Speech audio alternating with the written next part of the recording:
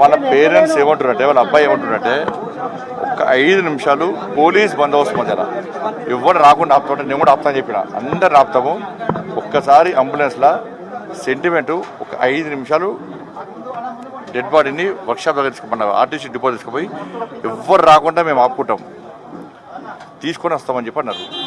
దానికి అన్న అది ఆర్టీసీ డిపో పాకిస్తాన్ ఉందా బంగ్లాదేశ్ నాకు అర్థం కాలేదు. ఇక్కడ పోలీస్ బందోబస్తు కింద పెట్టినప్పుడు ఆడ బందోబస్తు పెట్టి 5 నిమిషాలు తీసుకోవడానికి ల్యాండర్ ప్రాబ్లం, కూడా కుటుంబ సభ్యులు చచ్చిపోతారు పొద్దు నుంచి రాత్రి నుంచి. నేను చెప్పినా వాళ్ళు ఇంటలేరు. వాళ్ళు ఏమంటున్నారు, సెంటిమెంట్. ఇప్పుడు మా కార్యకర్త ఎవరైనా అయితే మా పార్టీ ఆఫీస్కి పోతాం, సెంటిమెంట్ అది ఎవరికైనా సెంటిమెంట్. అది ఆ సెంటిమెంట్ నిలబడుకోకుండా సెంటిమెంట్ కూడా దెబ్బతీస్తామంటే మనుషులు ప్రాణాలు తీస్తారు, మనుషులు సెంటిమెంట్ దెబ్బతీస్తున్నారు. వాళ్ళు ఏమంటున్నారు, ఇప్పుడు డెడ్ బాడీ మీరేసుకోబోరి రేవంత్ రెడ్డి గారిని వచ్చి దానం చేయమని చెప్పి పేరెంట్స్ అంటున్నారు. ఇప్పుడు కావాలనే ఇక్కడ ప్రభుత్వము ల్యాండ్ ఆర్డర్ ప్రాబ్లం తీసుకొచ్చి ఒక భయానక వాతావరణం సృష్టించి ఆర్టీసీ కార్మికులను బెదిరించే ప్రయత్నం చేస్తున్నది. ఇది మంచి పద్ధతి కాదు, ఇది ప్రభుత్వానికే నష్టం. వాళ్ళ కుటుంబ సభ్యులు ఒప్పుకుంటలేరు. ఒప్పుకున్నప్పుడు ఏం చేయాలి, 5 నిమిషాలు పోలీస్ బందోబస్తు మధ్యలో పోలీసులను తీసుకోమంటున్నారు. ఎవరు సార్ మా కుటుంబ సభ్యులు ఇద్దరం వస్తాము తీసుకోమని చెప్పంటున్నారు. లాస్ట్ వాళ్ళ అబ్బాయి ఇప్పటికీ నిలబడ్డాడు. కాబట్టి ప్రభుత్వం గమనించాలి, ల్యాండ్ ఆర్డర్ ప్రాబ్లం తీసుకోవడం ఎవరికి లేదు, ప్రభుత్వానికే ఉంది. అంటే ఆత్మ బలిదానం చేసుకున్న ఒక కార్మికుని పట్ల పోలీసులు ఈ రకంగా వివరించడానికి ఎట్లా చూస్తారు? ఉదయం నుంచి కూడా ఆందోళన చేస్తూ తీసుకెళ్తామని పొద్దు నుంచి అదే కాదు, రాత్రి నుంచి అదే పరిస్థితి. ఇప్పుడు టెంట్ వేసుకుంటే కూడా టెంట్ వాళ్ళు బెదిరిస్తున్నారట. తెలంగాణ మొత్తం టెంట్ వాళ్ళు మించి వార్నింగ్ ఇస్తున్నారట. ఇదే పద్ధతి నాకు అర్థం కాలే. గింత దౌర్జన్యమా? కార్మికులు ఏమంటారు కాదు, తెలంగాణ ప్రజలు ఏమంటున్నారు, పేనమికలో పోయేటటువంటి పరిస్థితి. అంతకుముందుకు అదే పరిస్థితి, ఇప్పుడు అదే పరిస్థితి. ఇది వాళ్ళ పేరు కోసమో, పేరు ప్రఖ్యాతుల కోసమో ఎవరు పనిచేస్తలేరు ఇక్కడ. ఇవాళ వాళ్ళ పేరెంట్స్ యొక్క చివరి కోరిక ఒక్కసారి పోయి అక్కడ చూపెట్టండి అంటున్నారు. ఎవరు రామంటున్నారు, ఎవరు వచ్చినా మేమే కంట్రోల్ చేస్తామని వాళ్ళ పేరెంట్స్ అంటున్నారు, కుటుంబ సభ్యులు అంటున్నారు. ఎవరు వచ్చినా మేము కంట్రోల్ చేస్తున్నాం, ఏ పార్టీ రాదు, మేమే మా కుటుంబ సభ్యులము, బాడీ పోలీస్ రండి ఒకసారి 5 నిమిషాలు అక్కడ ఉంచేస్తామని చెప్పి అంటున్నారు. వాళ్ళు ఏమంటలేరు. లేకుంటే మేము దాన సంస్కారం చేయమంటున్నారు. రేవంత్ రెడ్డి గారిని వచ్చి దాన సంస్కారం చేసుకోమని చెప్పారు.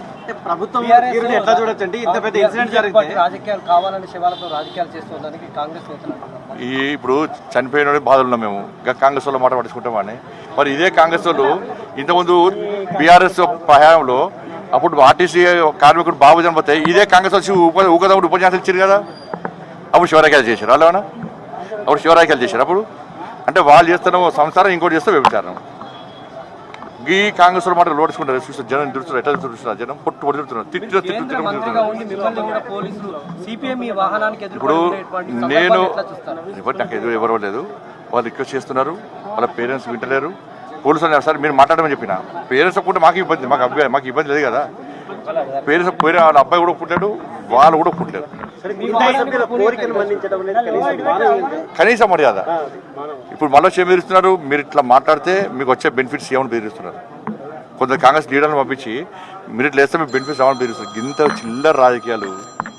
5 నిమిషాలు అక్కడ బందోబస్తు పెట్టి, అక్కడ బందోబస్తు. ఇక్కడ అనేక అంతిమయాత్రలు చేస్తాం మనం తెలంగాణలో.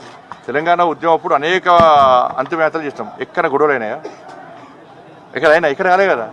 ఒక ఆర్టీసీ కార్మికుడు చనిపోతే అక్కడ బందోబస్తు పెట్టి డెడ్ బాడీని అంబులెన్స్లో వాళ్ళ కుటుంబ సభ్యులతో తీసుకొని పోయి లాస్ట్కి ఏమన్నా సరే నాకు వదిలిపెట్టుర్రి, నేనే గ్యారంటీ, సెంట్రల్ విషయం గ్యారంటీ ఇస్తున్నా, నేనే అంబులెన్స్ నడుపుకుంటూ పోతా, ముంగడ పోలీస్ వెనుకో పోలీస్ చెప్పండి, నేను బస్ ఎక్కి ఎండలో కూర్చొని మాడతా, ఎవరు రారు ఇక్కడ ఒక్కళ్ళు కూడా రాకుండా నేనే ఆపుతా. ఒక్క బాడీ తీసుకపోయి ఒక 5 నిమిషాలు వర్క్షాప్ డిపో దగ్గర పెట్టి తీసుకొస్తానంతే. ఇది కూడా చెప్పినా, చెప్పినా కూడా మొండివాదం చేస్తే రేపటిదాకా డెడ్ బాడీ కట్టిన ఉంటుంది, రేపటిదాకా కట్టిన ఉంటుంది, నేను కూడా ఇక్కడ ఉంటా. వాళ్ళు అదేంటున్నారు, పోనీ ఏమని చెప్పారు, పూరా సార్ ల్యాండ్ ప్రాబ్లం వస్తుంటారు. ల్యాండ్ ప్రాబ్లం ఎందుకు వస్తుంది? కార్మికులు దొంగల లంగల కార్మికులు వాళ్ళ డిమాండ్ కోసం ప్రయత్నం చేస్తున్నారు, అడుగుతున్నారు. ఒక్కసారి ఆర్టీసీ కార్మికులు డిపో తీసుకోదాం అంటున్నారు. తప్పే. ఇంత పెద్ద ఇన్సిడెంట్ జరిగితే కేవలం ఒక ఆర్డీఓను పంపించి ఖండితులకు చర్యగా మాట్లాడడం ఎట్లా చూస్తారు? మీ క్వశ్చన్ ఆన్సర్ అట్లా చేస్తున్నారు వాళ్ళు. అట్లా ప్రభుత్వం అట్లా ఉండదు పరిస్థితి. ఎవరు మాట్లాడినా నేను మళ్ళీ రిక్వెస్ట్ చేస్తున్నా, ఇది రాజకీయాలకి ఇలా సంబంధం లేదు. నేను ఒకటే చెప్తున్నా, మేము కూడా రాము, మీరు తీసుకుపోతే మేము కూడా అంతిమ యాత్రలో కూడా ఉండం, అంతిమ యాత్రలో మేము ఉండం. ఒక్కసారి తీసుకుపోయి వాళ్ళ చివరి కోరిక తీసుకోమని చెప్తున్నాం. Thank you. ప్రస్తుతం అయితే జగదీష్ దగ్గర నుంచి అన్నా లేకపోతే ఈజీ వాళ్ళ దగ్గర నుంచి అన్నా? బండి సంజయ్కి సంబంధించినటువంటి మాట్లాడారు. ప్రస్తుతం అయితే వాళ్ళ కుటుంబ సభ్యులతో కూడా మాట్లాడడం ఇక్కడ ప్రస్తుతం అయితే ఇంకా ఇదే సిచ్యువేషన్ కనిపిస్తుంది. 5 నిమిషాలు డిపో దగ్గరికి వెళ్లేందుకు అవకాశం ఇవ్వాలి అనేది బండి సంజయ్ చెప్తున్నారు. అదే అంశాన్ని ఆయన మరొకసారి చెప్పే ప్రయత్నం చేస్తున్నారు. లాండ్ ఆర్డర్ ఇష్యూ చేయకుండా తానే గ్యారంటీగా ఉంటాను, తాను మాత్రమే తీసుకువెళ్తానంటూ కూడా చెప్పే ప్రయత్నం చేస్తున్నారు. కానీ ఇక్కడ జరుగుతున్నటువంటి గతంలో జరిగిన సిచ్యువేషన్స్ కావచ్చు, వీటన్నిటి నేపథ్యంలో ఖచ్చితంగా లాండ్ ఆర్డర్ ఇష్యూ ఉంటుంది కాబట్టి సహకరించాలని ఆయన ఎక్కడైతే అక్కడ కడసారి నివాళులు ఇవ్వడానికి అవకాశం ఇవ్వాలి అనేది వాళ్ళు కోరుకుంటున్నారు. దీనికి సంబంధించినటువంటిది అయితే ఇంకా ఉద్రిక్తమైనటువంటి వాతావరణం కనిపిస్తుంది. ఇప్పటికే పోలీస్ కమిషనర్ తో పాటు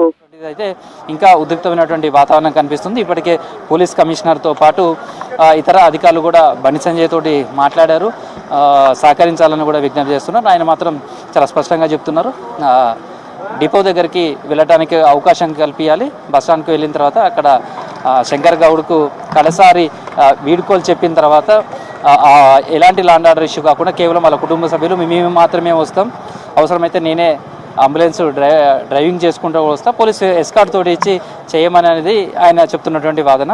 మొత్తంగా అయితే ఇంకా ఈ గ్రామంలో అయితే ప్రస్తుతం ఇంకా ఉద్రిక్త పరిస్థితులు ఇంకా కంటిన్యూ అవుతున్నాయని చెప్పుకోవచ్చు. మాదిరి